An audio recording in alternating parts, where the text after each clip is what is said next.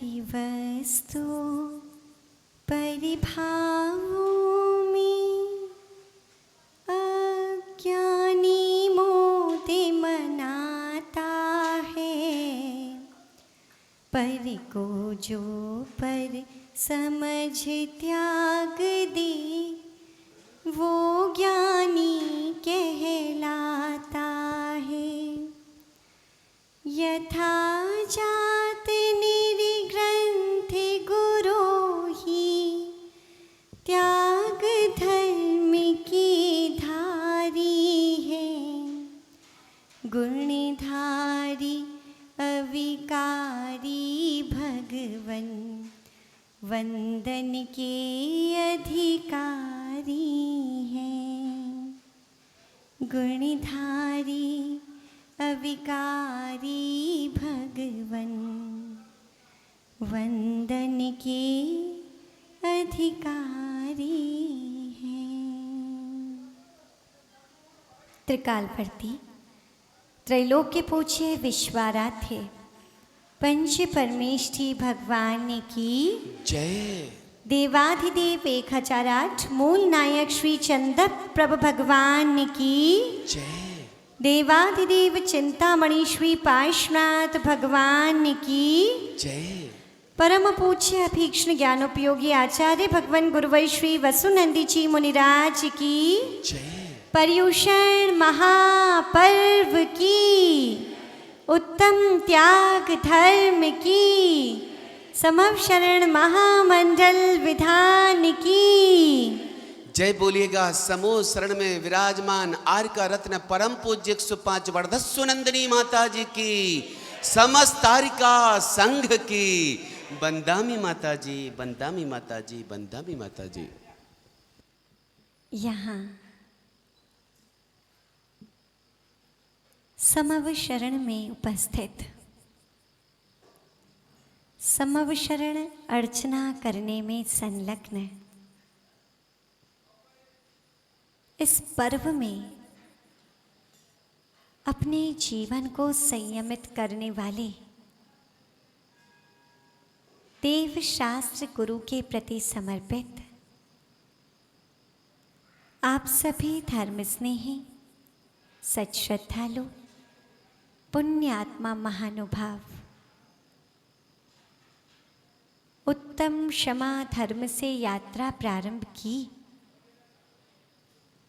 एक एक स्टेयर पर चढ़ते हुए पता ही नहीं चला कि आज 8th स्टेयर पर खड़े होने का दिन है। आज उत्तम त्याग धर्म। यूं तो जिन भी धर्मों को हम देख रहे हैं ये मानव को मानवता सिखलाने वाले हैं। इन्हें चाहे 10 लक्षण धर्म कहें, चाहे पर्युषण पर्व कहकर धर्म के 10 भेद कहें, और चाहे मानव धर्म भी कहें, क्योंकि किसी भी पंथ आमनाय जाति का व्यक्ति क्यों ना हो, ये सभी धर्म उसमें भी परिलक्षित होने चाहिए। जैसे कोई भी एक सामान्य एटिकेट या मैनर व्यक्तियों के जाति को विभाजित करके नहीं बनाया जाता, वो एटिकेट वो मैनर सब के लिए होता है। ऐसे ही ये धर्म भी समान रूप से सबके लिए है, और जो इन धर्मों को स्वीकार कर ले वही उन्नति के सोपानों पर आगे बढ़ता जाता है। और त्याग धर्म, त्याग तो वो है जो एक इंद्रिय से लेकर के सभी लोग करते हैं, सभी जीव करते हैं।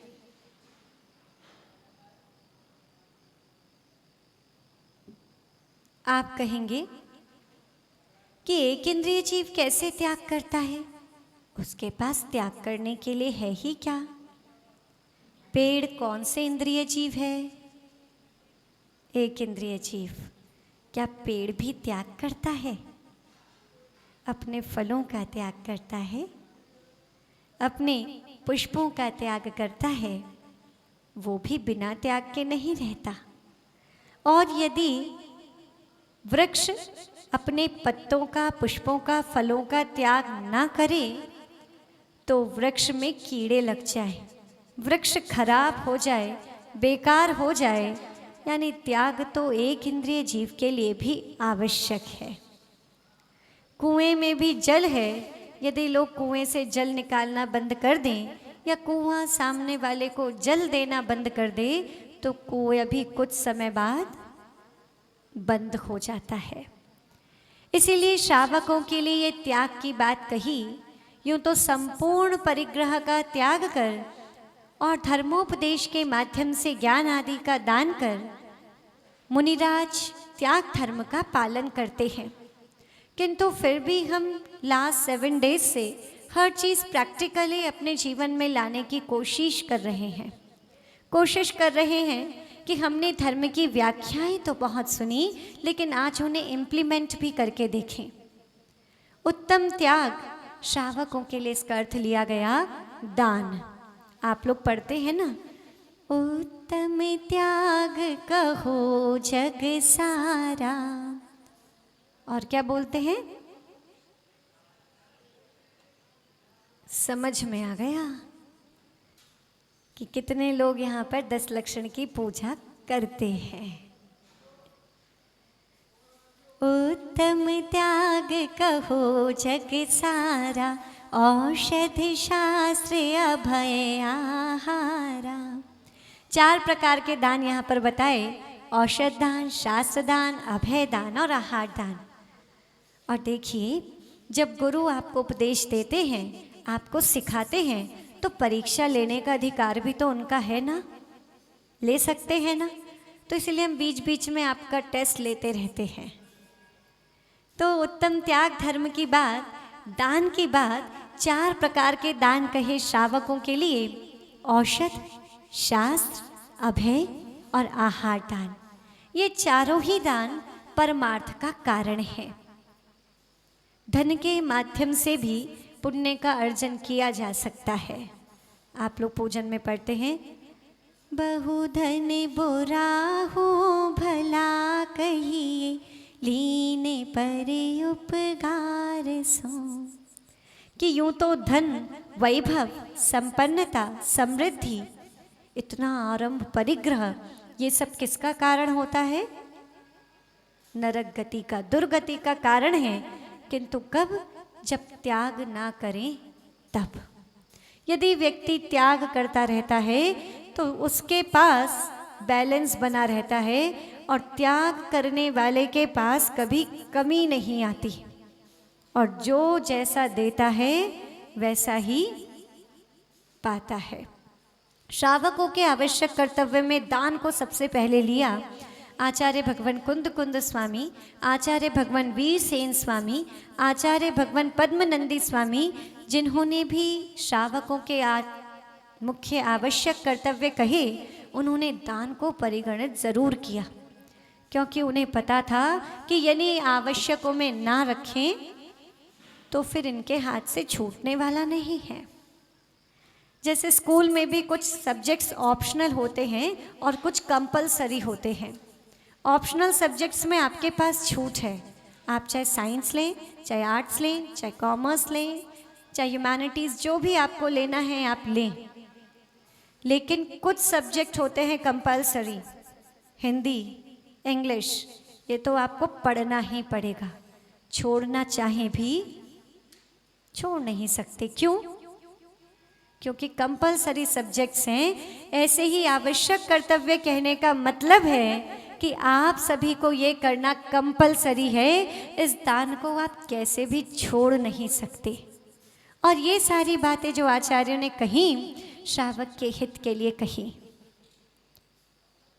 एक बार किसी नगर का राजा,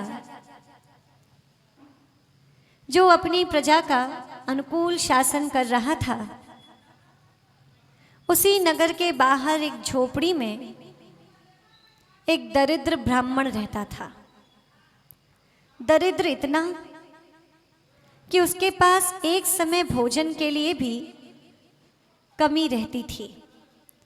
वह स्वयं, उसकी पत्नी और बच्चे कैसे काम चले, किंतु उसमें प्रमाद भी बहुत था। पत्नी रोज कहती, अरे जाओ, अपने देश का राजा बहुत अच्छा है, जो सुबह सुबह राजा के पास पहुंच जाता है, राजा उसे भर भर के देता है। वह दरिद्र रोज सुनता, रोज छोड़ देता।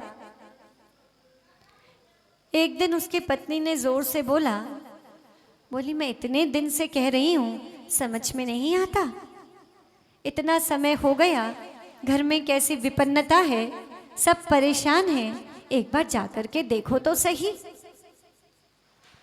और उधर उस नगर के राजा ने एक दिन स्वप्न देखा, और स्वप्न में देखा कि उसका पूरा राज्य लुट गया। वो राजा नहीं, वो भिखारी बन गया, उसके पास कुछ शेष नहीं रहा। वो जैसे ही उसकी आंख खुली, घबरा गया। कुछ शांति ये सोचकर मिली कि सपना था, पर फिर भी सपना भी व्यक्ति के अंदर भय तो उत्पन्न कर ही देता है। उसने सुबह निमित्त ज्ञानी से अपने राज दरबार में पूछा, इस स्वप्न का क्या अर्थ है? उन्होंने कहा, महाराज, ये स्वप्न संकेत है। जो इस स्वप्न को आपने देखा है, शुक्ल पक्ष की दशमी से षष्ठी से दशमी तक का देखा है, तो इस स्वप्न तो सही है, सही होना चाहिए। राजा ने कहा, कोई उपाय? क्या करूं? बोले, महाराज, एक उपाय है, इससे पहले ये पाप कर्म आए, आप सही में दरिद्र बने, आप उस सही की दरिद्रता से पहले ही एक बार दरिद्र बन जाइए। मतलब आप एक बार सुबह सुबह भीख मांगने निकल जाइए महाराज, आपका ये सपनों का फल टल जाएगा। राजा ने कहा, ठीक है, यदि ऐसे ही टलेगा तो ऐसे ही सही।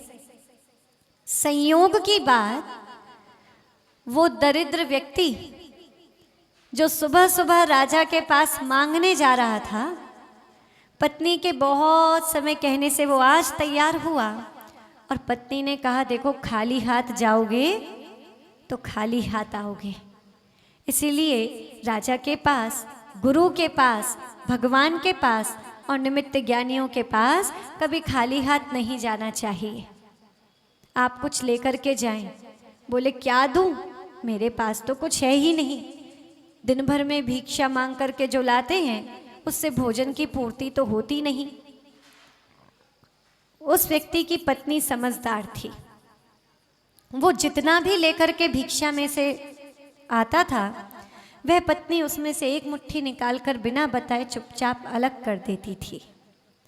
वह कहती थी कि मैंने अपनी माँ से सुना है कि जो भी अपने पास हो, थोड़ा सा ही सही, पर सामर्थ्य के अनुसार निकालना जरूर चाहिए।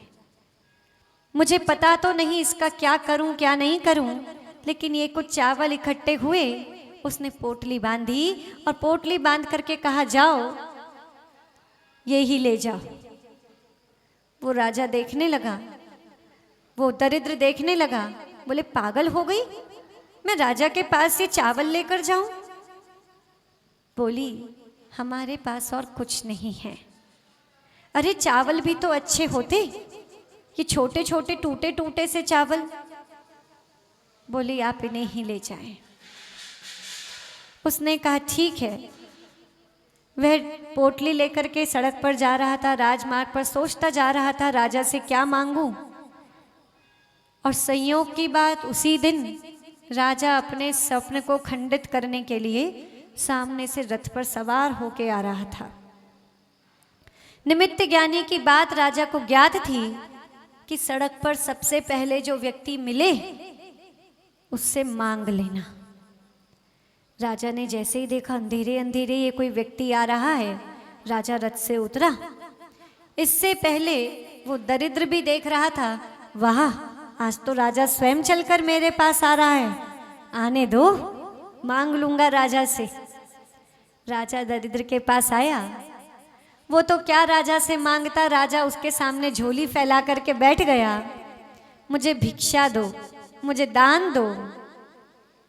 वो दरिद्र ब्राह्मण तो देखता रह गया, बोले मैं पहले ही कह रहा था, पर सुनती कहाँ है, ये राजा तो खुद भीख मांग रहा है, ये मुझे क्या देगा। उसने अपनी झोली में हाथ डाले, जब हाथ डाले चावलों तक पहुँचे, पहले मन आया पोटली दूं, फिर नहीं पोटली नहीं, मुट्ठी भर चावल ही दे दूं। मुट्ठी भर चावल थैली से ऊपर आते आते आते आते छूटते चले गए। जैसे कभी कभी व्यक्ति के दान के भाव बनते हैं, जैसे जैसे समय निकलता जाता है, बोले 1 लाख नहीं नहीं नहीं, 71,000 नहीं नहीं नहीं, 50,000 नहीं नहीं नहीं, 11,000।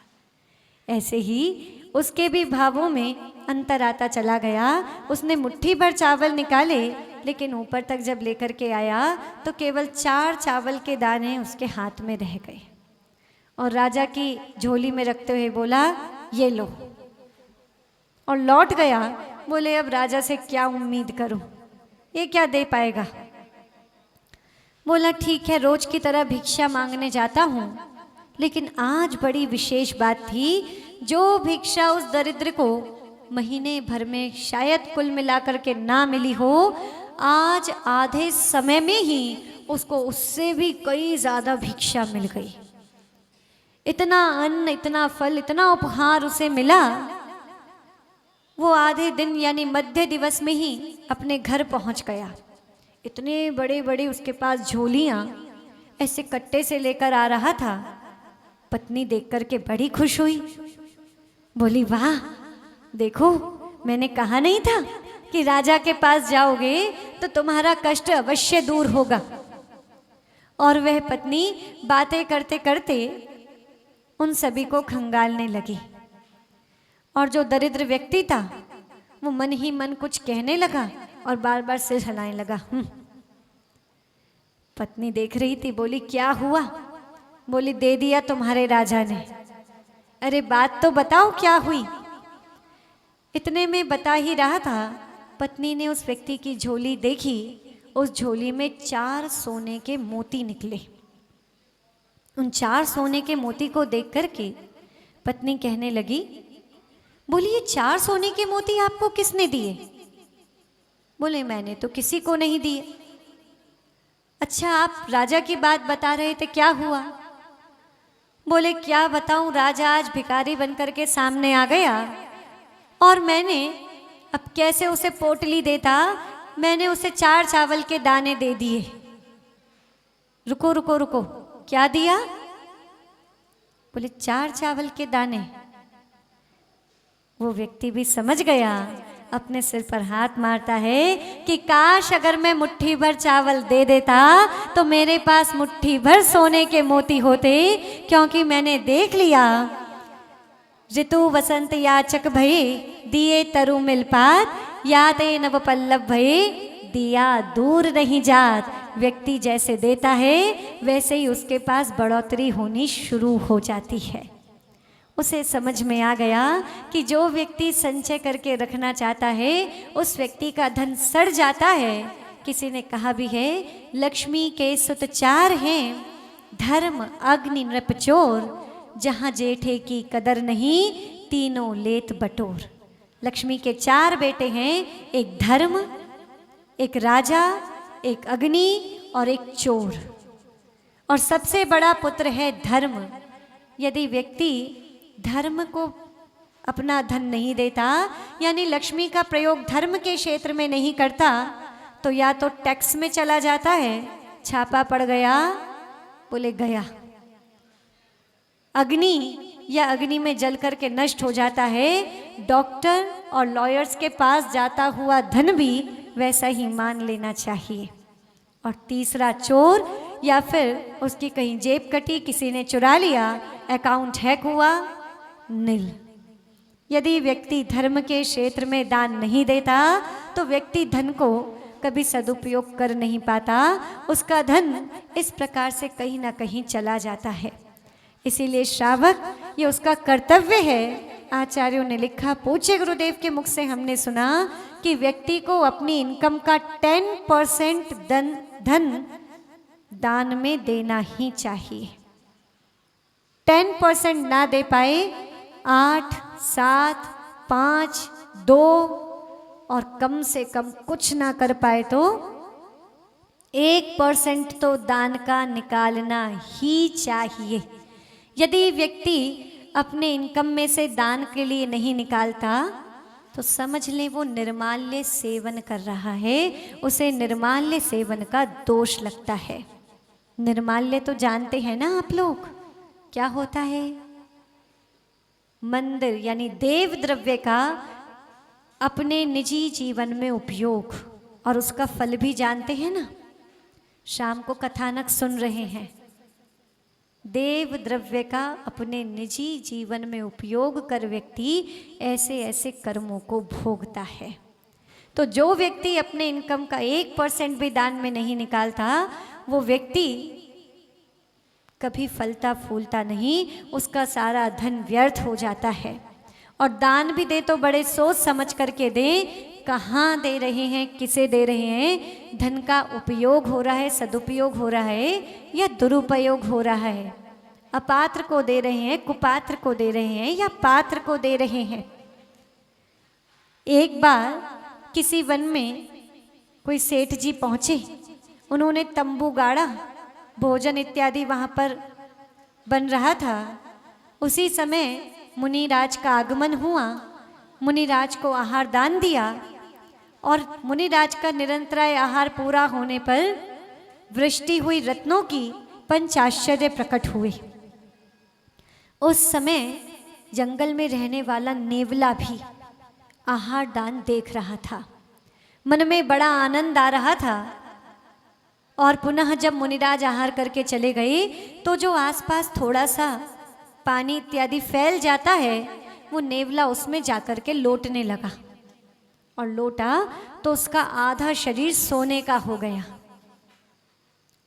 अब नेवले का जब आधा शरीर सोने का हुआ, एक समय उसकी दृष्टि पानी में गई कि मेरा आधा शरीर सोने का हो गया, ये उसी का प्रभाव है जो मैं जाकर के लौटा था। जटायु का शरीर भी तो हो गया था ना सोने सा, जब गुप्ती सुगुप्ती मुनिराज को आहार दान दिया था राम और सीता ने, उसमें जाकर के जब वह लौटा तो उसका शरीर भी सोने सा हो गया था। इधर नेवला पानी में परछाई देखता है, मेरा तो अभी आधा शरीर सोने का हुआ, पूरा शरीर सोने का करूंगा। उसी दिन की बात, कोई व्यक्ति आए और उन्होंने हजारों लोगों को भोजन कराया, हजारों लोगों को वहां पर जिमाया। पुनः भोजन के बाद जब सब लोग भोजन करके चले गए तो नेवला वहां पर जाकर के लौटने लगा। जो राजा था वो सोचने लगा, ये नेवला इस प्रकार से यहाँ क्यों लौट रहा है।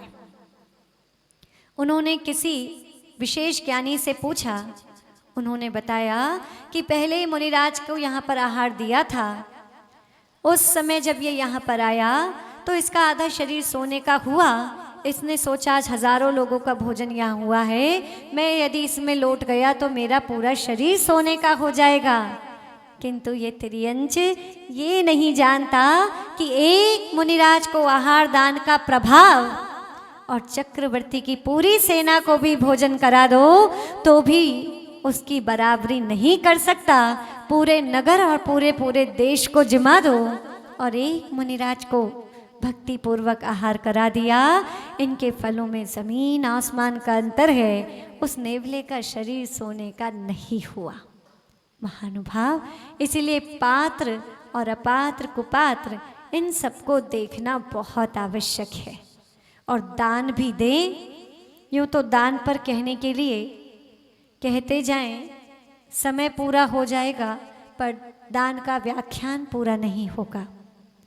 श्रावकाचार्यों में दान की महिमा गाई, औषधि दान, शास्त्र दान, अभय दान, आहार दान, सबके विषय में बहुत बहुत लिखा। आहार दान के विषय में एक श्लोक जो हमें बहुत प्रिय है, पूज्य गुरुदेव ने उसे स्मरण कराया था। गजतुरग सहस्रम गोकुलम भूमिदानम कनक रजत पात्रम मेदिनी सागरांतम उभय कुल पवित्रम कोटि कन्या प्रदानम नाहि संभवति अन्नदानम समानम। आचार्य भगवान ने कहा, हजारों हाथी घोड़ों का दान कर देना, गोकुल की समस्त गायों का दान कर देना, सोने चांदी के बर्तनों को दान कर देना, सागर पर्यंत पृथ्वी का दान कर देना, दोनों कुलों को पवित्र करने वाली एक नहीं, 100 नहीं, 1000 नहीं, करोड़ों कन्याओं का दान कर देना, सुमेरु पर्वत के बराबर हीरे माणिक मूंगा मोती सबके ढेर लगा करके दान कर देना, किंतु ये सारा दान एक मुट्ठी भर आहार दान के सामने कुछ भी नहीं है। ऐसी महिमा आचार्यों ने आहार दान की बताई। महानुभाव, ये 4 दान श्रावकों के लिए कहे। इसके अतिरिक्त जो दत्तियां हैं, करुणा दत्ती, समदत्ती इत्यादि, वो सब लोक व्यवहार इत्यादि के लिए उचित हैं, किंतु ये दान परमार्थ से व्यक्ति के लिए कल्याण का कारण है। व्यक्ति ग्रहण तो प्रसन्नता से करता है, किंतु छोड़ना उसके लिए कुछ मुश्किल होता है।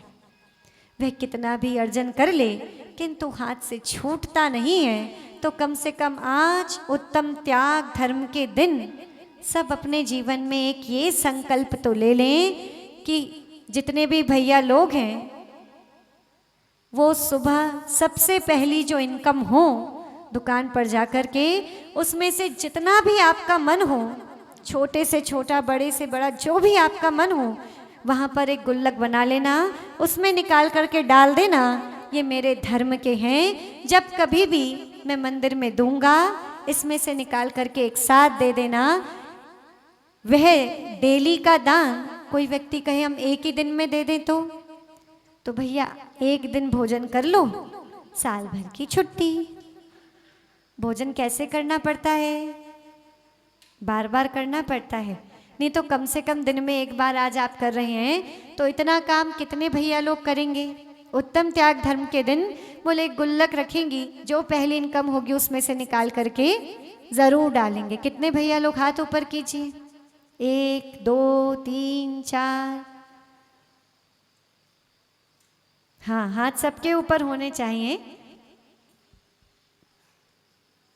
हाँ, सौधर्मिंद जी थोड़ा हिला दें उन्हें। कोई बात नहीं, अनिल भैया उन्हें भी उनके पीछे वाले हिला दें। सब भैया लोग पीछे तक हाथ ऊपर कर देंगे और स्वयं नहीं जाते तो जाकर के बच्चों से कह देंगे बेटा जो अर्जन करके लाते हो उसका सबसे पहले चाहे छोटा सा पार्ट एक गुल्लक में निकाल करके डाल देना। कभी भी कहीं मौका आए उसमें से निकाल करके सारा धर्म में लगा देना।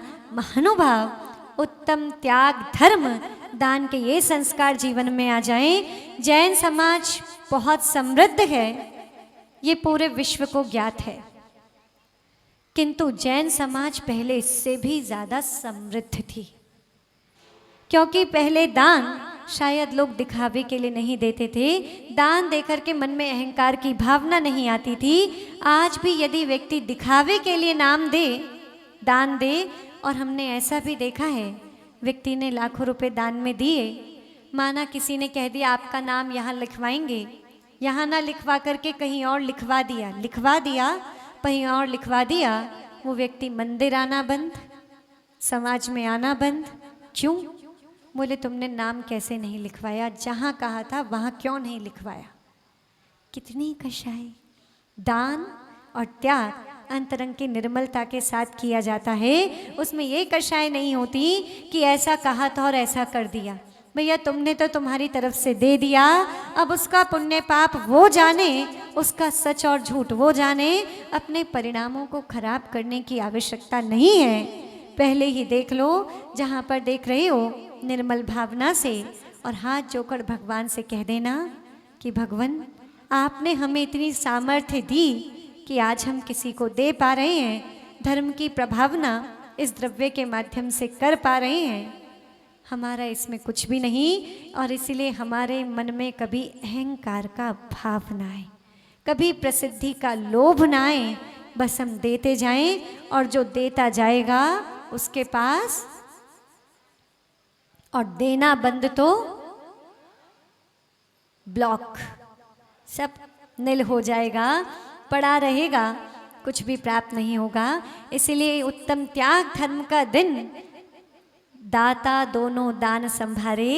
ये श्रावक दान दे करके श्रमण धर्म का भी पालन कराता है, आहार दान, औषध दान इत्यादि के माध्यम से, और स्वयं भी दान देना श्रावक का आवश्यक कर्तव्य है। इस प्रकार से श्रावक और श्रमण दोनों का धर्म का वो पालन अपने दान के माध्यम से कराता है।